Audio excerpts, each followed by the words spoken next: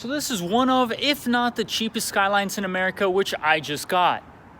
So I'm gonna take you guys on a walk around. I'm gonna show you everything wrong with the car, and this is gonna end up being like a rebuild series. So I'm gonna try to take every issue on this car, get it squared away, get it fixed. So without further ado, let's do a walk around. So let's start from the outside and then go to the inside. Obviously the whole car needs a spray of paint. So I was gonna get front bumper, basically all the way back painted, including these over fenders. So far what I know about the car, it has a GTR front bumper. I think these are 50 mil over fender, kind of bolt-on fenders, and then a larger over fender behind it. If you can tell, that's actually not the stock fenders underneath. It then has some 6-spoke wheels in the front, 5-spoke wheels in the back, 50 mil over fenders that are white. I think I'm gonna wrap this black to match that black over fender until I can get the whole car resprayed.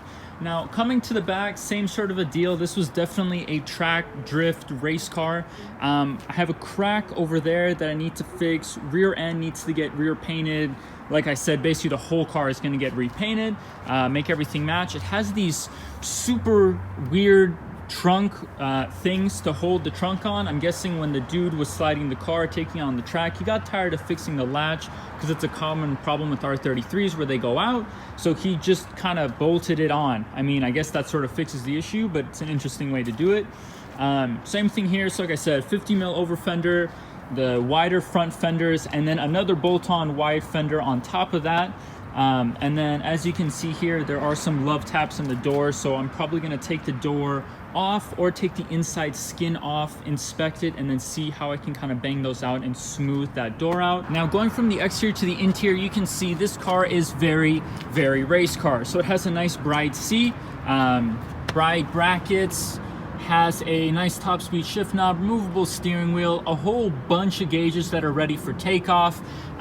Basically, one of the first things I'm gonna do in here is fix the lack of back seat or rear trim. So that's gonna get ordered from Japan or New Zealand and installed.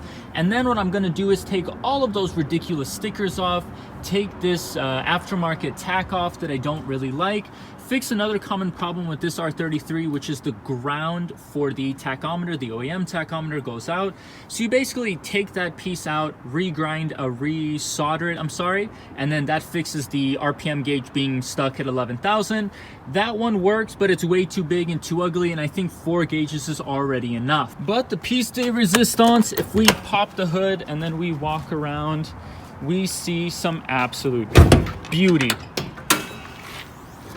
So RB25, compression is perfect across every cylinder. That's exactly why I got this car. Has a bigger radiator, bigger front mount intercooler, bigger oil cooler, well, aftermarket oil cooler. It has intercooler piping, intake.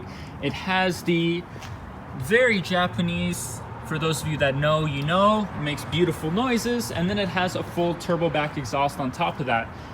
The car sounds and runs beautifully, which is why I got this car. It was also such an amazing deal that I could not turn it down. Now, when I found this car, wherever it is, somewhere over here, when I found this car, I was already in the market for an R33 for quite a few weeks. I have loved these cars growing up. I like how these look more than the R32. I like the front end, I like the rear end, and I like the interior, especially more than the 32.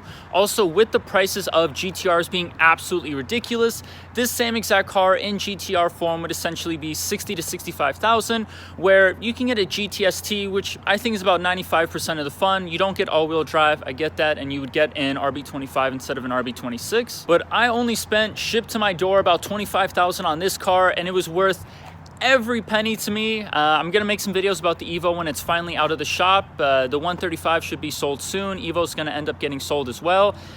Just want to make videos about this and drive it. Every time I drive the car, you get tons of thumbs up and just smiling people who love this car and know what it is, because I was in the same position as them, and now I actually get to drive it. Now, don't get me wrong. I know this car was 25,000 and it has a lot of issues, but I got it because the motor's perfect, the transmission's perfect, drivetrain is great. There's zero rust on the car. It's just very well taken care of besides the body. So essentially the next few episodes and the next few vlogs that I put up onto the channel are gonna be me slowly rebuilding this. I think first where we're going to start is on the interior. Like I said, so we'll de-sticker it, take that stupid big old RPM gauge off, reinstall the rear seats and the rear trim pieces when they come in, and then we'll start getting to work on the body.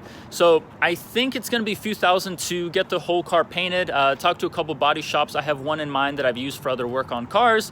They do a super great job, so I think I'm going to go to them again. But in the meantime, I think I'm just going to vinyl that black, to be honest. What do you guys think? I think it'll match the black piece on here. It's not going to be too bad.